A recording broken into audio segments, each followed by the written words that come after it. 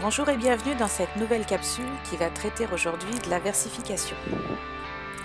La versification, de quoi s'agit-il? C'est l'ensemble des règles et des techniques qui concernent l'écriture d'un poème.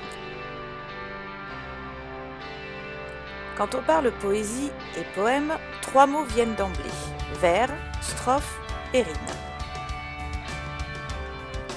La plupart du temps, les vers s'organisent en strophes. Les types de strophes les plus connus sont notamment le quatrain et le tercet, mais il en existe bien d'autres. Le vers, que l'on appelle également mètre dans le langage poétique, c'est un nombre donné de syllabes. Lorsqu'un vers comporte 12 syllabes, on parle d'alexandrin. Lorsqu'il en comporte 10, c'est un décasyllabe, et lorsqu'il en comporte 8, c'est un octosyllabe. Mais il existe également d'autres types de vers. Comment compte-t-on les syllabes à l'intérieur d'un vers? Il faut prendre en compte le E muet devant une voyelle. Ainsi, dans l'exemple d'Arthur Rimbaud, c'est un trou de verdure où chante une rivière.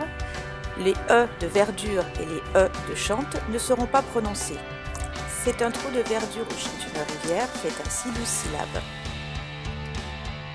Le E est également muet lorsqu'il est en fin de vers.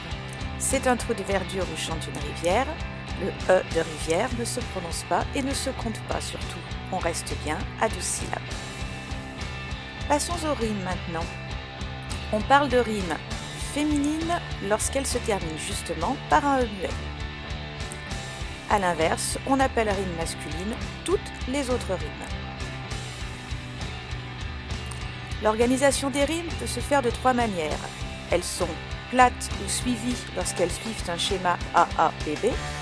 Elles sont dites croisées lorsqu'elles suivent un schéma ABAB. Et enfin, elles sont dites embrassées lorsqu'elles suivent un schéma ABBA. La poésie, c'est de la musique, autrement dit des sons qui vont bien ensemble. La répétition d'une même consonne est appelée allitération. Ainsi, dans les vers de Verhaeren, « Voici le vent sauvage de novembre », on peut noter une allitération en V. Dans le vers de Racine, « Pour qui sont ces serpents qui sifflent sur vos têtes ?» c'est bien sûr une allitération en S. Lorsqu'il s'agit de la répétition d'une même voyelle, on parle à ce moment d'assonance. Je fais souvent ce rêve étrange et pénétrant. Dans ce vers de Verlaine, on peut noter l'assonance en an. Deux notions encore pour conclure. Lorsque la phrase se termine au début du vers suivant, on va parler de rejet. Ainsi, dans ce vers de Rimbaud, il dort dans le soleil, la main sur sa poitrine, tranquille. L'adjectif qualificatif tranquille est rejeté au début du vers suivant, afin de le mettre en valeur. Lorsque la phrase se poursuit sur l'ensemble du vers suivant, il s'agit alors d'un enjambement. Les pieds dans les glaïeuls, il dort.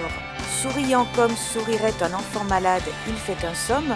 Ici, Rimbaud termine sur le deuxième vers, ce qu'il avait commencé dans le premier. Ce qu'il faut donc retenir. Autour du vers, les notions d'alexandrin, de décasyllabe, d'octosyllabe.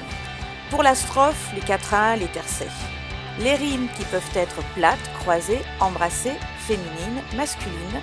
Et enfin, les notions d'assonance, d'allitération, de rejet et d'enjambement. Et voilà!